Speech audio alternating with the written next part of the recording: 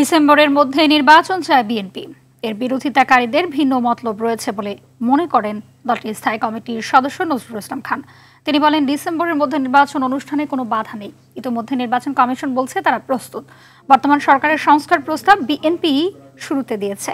সংস্কারের বিষয়ে বিএনপির চেয়ে কোনো রাজনৈতিক দল পরিপূর্ণ নয়। সংকট মোকাবেলায় রাজনৈতিক সরকারের কোনো বিকল্প নেই বলেও মনে করেন তিনি। বিষয়টি অন্তর্বর্তী সরকার যত দ্রুত বুঝবে ততই মঙ্গল বলে মনে করেন নজরুল ইসলাম খান।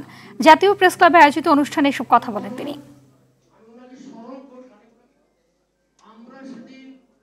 আমরা বলেছি ডিসেম্বরের মধ্যে নির্বাচনটা হোক। যারা এটার বিরোধিতা করছেন তারা শুধু বলুন যে কোন যুক্তিতে ডিসেম্বরের পরে করতে হবে নির্বাচন। কারো বন্ধু জোগাড়ের জন্য কিছু সময় দরকার। সেই জন্য জনগণের ভোট দেওয়ার যে মৌলিক মানবাধিকার, এটা বিলম্বিত হবে।